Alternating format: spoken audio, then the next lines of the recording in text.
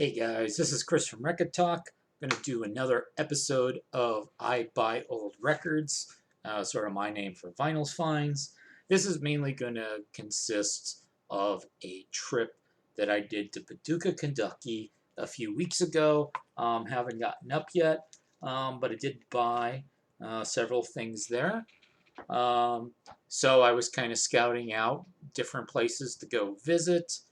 Um, and so the first place, it's about an hour away for me. So the first place I get to, pretty much right when it's open, is called Traders Antique Mall, which is right off the interstate. Um, and this place was a complete disaster in terms of record collecting. There was only one tiny little booth. Oh, actually, it wasn't a tiny booth, but there was one booth with records in the whole place. And these were just the most god awful, stereotypical, terrible, nobody ever wants them records. So nothing there. And it was a very Trump leaning right wing, lots of Confederate flags, lots of Trump flags, if that's what you were looking to buy. But that's not really my crowd. So I got out of there, and I don't think I'll be going back there on any future trips because it doesn't seem to be anything there for me. The next place I went to was a place called the Shed, which is kind of like your big indoor flea market ish sort of place, sort of like the Peddler's Mall that I go to in my town sometimes. Um, and next door to it was a place called Bargain Hunt.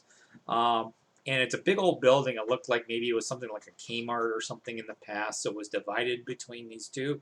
And so I accidentally go into the Bargain Hunt first. And so Bargain Hunt is sort of like a Big Lots, if you're familiar with Big Lots. So obviously there wasn't anything with records to buy there. And then finally I actually go into the Shed. And I actually did find I spent a couple of hours in this place. There were several booths with records, several record dealers with booths. So there wasn't anything like you weren't getting $1, $2 records there, but but this was actually stuff that a somewhat better selection of 70s and 80s. You'd actually find some classic rock and that sort of stuff there. Probably most of the stuff I bought on the day, album wise, was probably in the $5 to $12 range. Um, and so I'll show you the records that I got there. So some of these records I've shown on other videos over the last few weeks. So the Lou Reed Rock and Roll Animal. Cover's not great, but the disc is nice. So, Emmylou Harris, Pieces of the Sky. I was kind of glad to get this because in a couple months on Vinyl Me Please, that's the country record of the month. They'll be on some fancy colored vinyl rather than just some plain black vinyl. But I got it for $5 there. And so I can swap and get something else that particular month.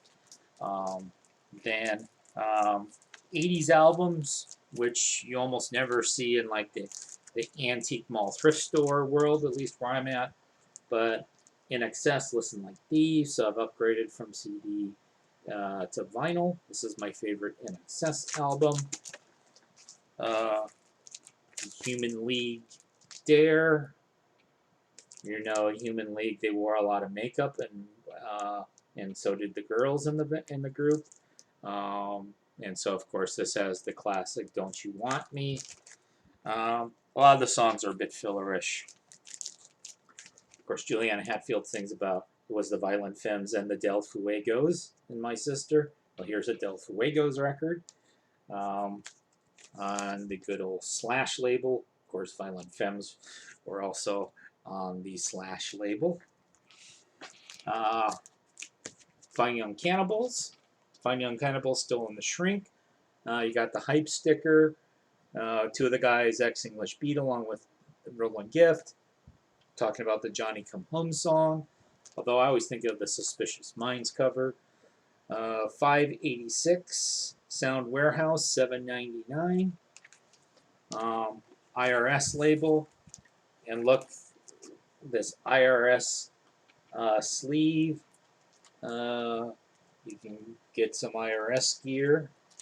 I wonder if they would sell me their sweatshirt for $15, like they were doing in 1986. Probably not. I don't even know if IRS Records is still around.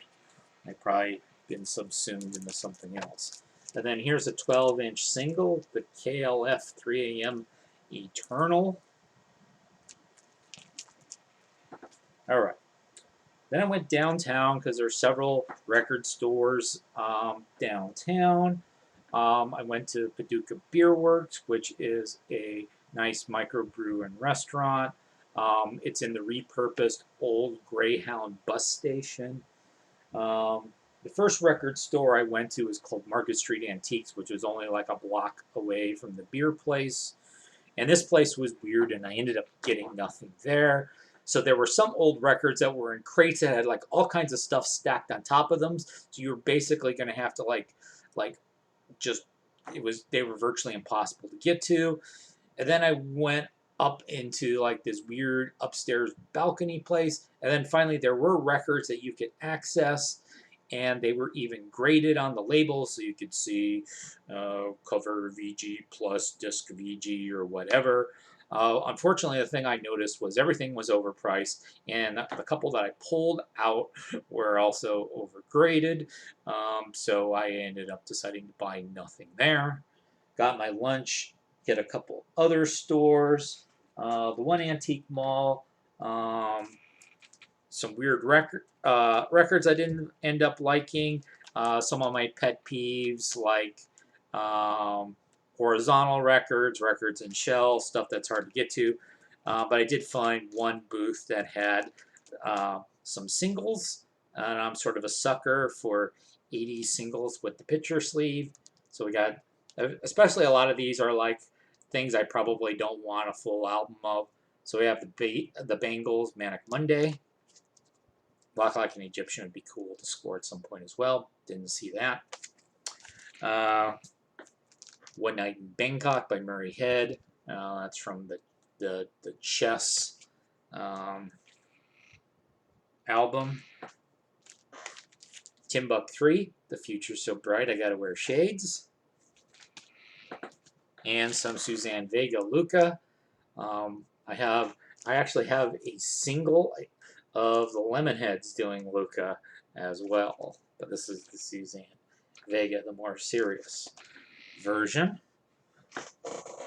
And then one other place I went into, they did score. I guess I now have 3 Elton John records. I've got the Honky Chateau to go along with Madman Across the Water, and the other one is Tumbleweed Station or Tumbleweed Junction? Tumbleweed Connection. Yeah, I was trying to remember the title. And that's all like fairly early Elton John, and that's probably, I don't think I'm going to become an Elton John completist. And then we have John Cougar Mellencamp. John Mellencamp. I did see him in Nashville at the Ryman Theater a couple of years ago. John Mellencamp with Uh-huh. And so that was pretty much what I picked up. Don't know. Labor Day might be the next time I go out on a trip. I'm kind of hoping that there was going to be a concert in Murfreesboro,